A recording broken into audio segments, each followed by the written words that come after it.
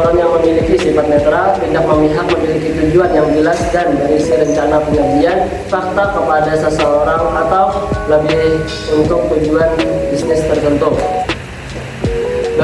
Bagi suatu perusahaan, umumnya penulisan laporan bisnis digunakan untuk memenuhi berbagai keperluan, antara lain: yang pertama ada untuk memonitor dan mengendalikan operasional perusahaan. Yang kedua, untuk membantu mengimplementasikan kebijakan dan prosedur-prosedur yang telah ditetapkan perusahaan. Untuk memenuhi persyaratan hukum yang peraturan-peraturan yang berlaku bagi perusahaan. Habis itu ada untuk mendokumentasikan presentasi kerja yang diperlukan, baik untuk keperluan internal maupun eksternal. Habis itu ada untuk menganalisis informasi dan memberikan bimbingan bagi pengambilan keputusan perusahaan atas isu-isu tertentu. Yang terakhir, untuk memperoleh sumber pendanaan. Habis itu masuk ke aliran suatu laporan bisnis. Fungsi operasional dan staf. Yang pertama ada produksi, keuangan, pemasaran, dan personalia. Di atasnya lagi ada manajemen eksekutif, di atasnya lagi ada dewan komisaris, lalu yang terakhir pemegang saham. Lanjut ke penggolongan laporan bisnis. Di sini ada menurut fungsinya, subjeknya, formalitasnya, dan menurut keasliannya. Jadi menurut fungsinya itu adalah suatu laporan dapat dibedakan atas dasar untuk memberi informasi atau untuk analisis. Dan menurut subjeknya, yaitu suatu laporan dapat dibedakan berdasarkan departemen laporan itu diperoleh. Dan menurut formalitasnya, suatu laporan dapat dibedakan dari segi formal atau non-formal. Menurut keasliannya, suatu laporan dapat dibedakan atas dasar otoritas atau sukarela dan juga apakah berasal dari publik atau swasta. Menurut frekuensinya, laporan dapat dibedakan atas dasar secara berkala atau khusus. Menurut jenisnya, laporan dipengaruhi oleh formalitas dan panjangnya laporan.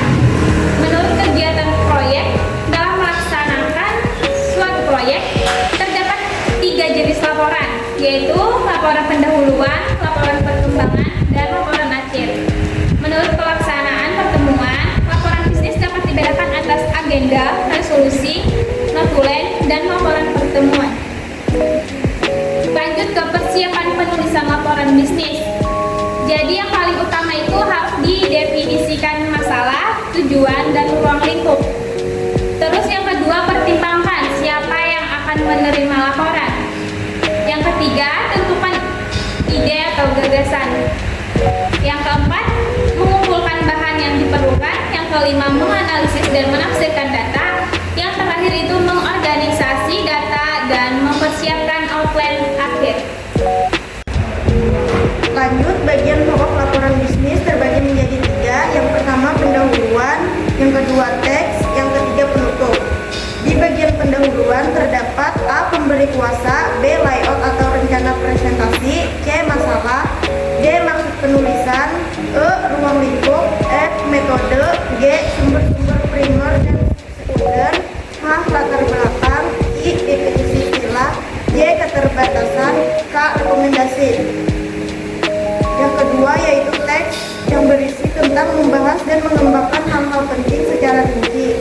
Penulisan laporan bisnis yang baik harus mencakup temuan fakta yang penting dan relevan. Yang ketiga yaitu penutup. Bagian penutup berfungsi untuk merangkum laporan secara menyeluruh, mengambil kesimpulan atau memberi rekomendasi. Bagian penutup sendiri diberi judul, rencana tindakan atau proposisi.